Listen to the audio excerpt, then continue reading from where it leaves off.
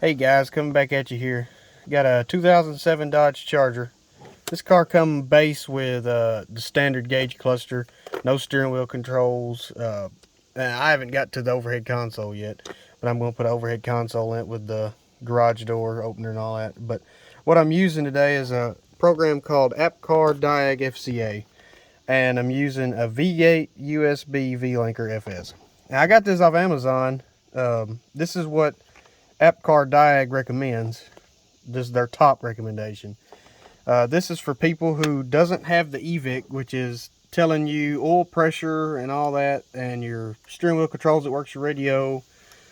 It tells you speed, mile per gallon. It's a handy thing to have. A lot of people don't have it. Their cars don't come with it. So this is how you turn it on. If you have a parts car, you have to get the gauge cluster, the steering wheel controls, the harness for the steering wheel controls. You have to get the overhead console, and you get the wiring harness for it.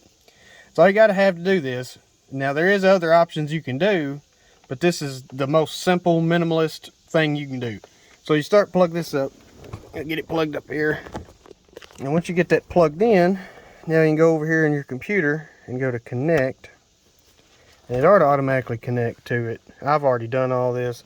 You'll have to go and buy the program. It's $49 on sale right now. Once you buy the program and the module, this is pretty straightforward and pretty easy. So once it connects, you're going to look and it'll say your car model, the engine, odometer, VIN, all that, yada, yada, yada. Your database will pop up here, which will say database available. When you first get into this, you'll have to download that. But what you'll do is you go to programming, and you've got all these different things that you can do on this car. You can do one touch lane change, or your blinker blinks when you hit it. You can turn that on or off. You got daytime running lights. You can turn them on or off depending on whether your car had it. But what we're mainly worried about getting to, another thing you can also do is fog lamp dropout. You can go in there and make your fog light stay on when your high beams are on. A lot of people's going to get mad about that, but they'll get over it. So what you're going to go do is you're going to go to remote steering wheel switches. Go over here and hit run. It'll pop up and say remote steering wheel switches present ? And you're going to mark present. Once you do that, that turns on these steering wheel controls. Without that turned on, these will not work. The horn will not work neither, because you do have to change out the harness for that, and it is connected to these. The horn will not work if you do this, and you do not program these steering wheel controls. It will not work. These will not work, and it'll only show you your odometer and your temperature on your cluster. And once you turn this on, this stuff will start working. So then you'll go to EVIC display present, and you want to make sure to turn that on. And it's just as simple as, is it present? Yes, it's present. And you just go down here and hit next. Once you mark it, you'll hit next. For example, present. And then when you hit next, it's going to ask you a question. Is this all right? And it's going to save it, and you're going to hit next, and then it's finished. Now there's a bunch of different things you can turn on in here. I've not found a specific video on doing this specific thing, so that's why I'm making this video. A lot of these videos on here tells you how to do it, but I'm showing you how to do it, so that there's no confusion or nothing like that. So the hardest part in doing this swap would be actually installing all the parts. After that, you buy the little dongle and the program, download it on a laptop. You have to have a laptop to do it. You can't do it on your phone. Once you go through and turn all that on, then you can go through here and search all this stuff. Which it's a little funky on the camera, but let's see. You get your average mile per gallon, your system warnings, personal settings. Then, if you hold down the compass and the music note button together, it'll pop this up. It's a secret menu, which I've seen a video on this, where it tells you your compass, oil pressure, pedal position. I'm not sure what them are. It tells you your airbag chime, which mine has SRT style seats, so the factory passenger side seat doesn't have the little sensor in it anymore. It tells you oil pressure, mile per gallon, or mile per hour, mile per gallon. Anything really you want to know about the car, it'll tell you. So this was just a quick, simple video on how to set all this. This program's really awesome. It's got all kinds of different things where you can, like I said earlier, you can set your fog lamps to come on when your high beams are on. You can also change the tail lights on these cars. If anybody's real familiar with these 07 Chargers, when you hit the brakes in your blinker, it's only the outside light that lights up. You can change it to where only the outside is the blinker, then the inner two also acts as a brake light. That's a cool little thing you can do. You can change your interior theft alarm. If your car doesn't have an interior theft alarm and you want it, you're in an area that you need the theft alarm, you can go and turn that on in here also. That's a very handy thing to have. Tip start feature.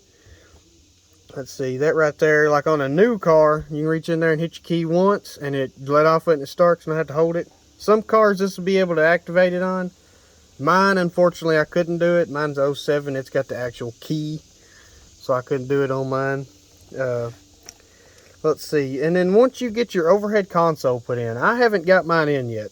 Mine's just a regular old standard one because my parts car didn't have a sunroof. My car does. So the whole deal's different. But I'm going to get it put in eventually. All you got to do when you want to go and set that up is compass and temperature display present, and you're going to do the same as the steering wheel switches. You're going to enter present.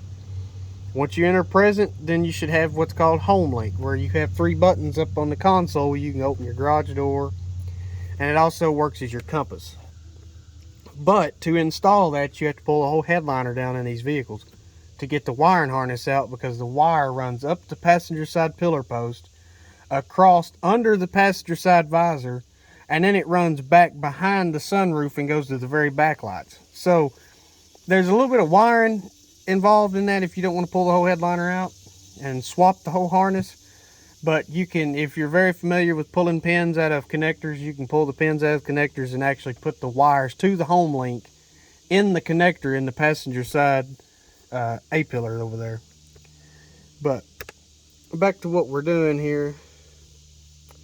Anything else you can set, there's customer features, which if you have the EVIC display, you can set all this stuff here in your EVIC display instead of doing it here. Some people think it'd be easier to do it on this program, which it could be. Also reading on some forums, some Charger forums, the tire pressure monitoring system. A lot of people buys aftermarket wheels, doesn't have the sensors in them, so they want to just turn it off because, you know, some people check that stuff. Some people don't. On there, you can turn that off where the light doesn't pop on anymore, or, you know, if it flashes, if you got a problem, you can turn it off. So here's the combined rear stop and turn lights that I was talking about. You can change that, which I can probably show you a video with the difference of that. You can change your daytime running light. You can change the position, whether it's on the high beam, low beam, blinker, fog lights, anything. I'm probably going to set mine to fog lights. I have LED fog lights and I like them to be on all the time. Fog lamp dropout. That's what you would select if you want the fog lamps to stay on when the high beams are on. A lot of places this is illegal. This is a disclaimer. If you get caught doing this, it's not my fault. Use one, turned it on, not me. Some places illegal, some places will get on to you about it. I know in Canada it's not illegal. You can run your low beams and high beams. But keep in mind, some places that is illegal. Some cars come with a rear backup camera. You can enable that. If you want to install it, you can enable it. And I'm not sure what rear fog lamps are. But that's about it on the program. It also has this mode. You can go diagnostic. You can check all your codes, active codes, which I've got one on the overhead console because I don't have it installed. I've got 2 on my restraint, which is the passenger side seat. I'll get all that fixed eventually too. But you can clear the DTCs. You can check certain modules. You can turn certain lights on in the clusters if you want to test them. You can do a vehicle report where to tell you all about like what's wrong with your vehicle, what you need to do to it. It's a very handy app, and it's called DiagFCA, and I'll link it down below in the description. And I also put the link to the module that I'd bought to connect the car. You can buy Bluetooth ones, but my laptop doesn't have Bluetooth capabilities. So this is old-fashioned, guaranteed to work. But if you guys have any questions, leave a comment and I'll try to get back to you.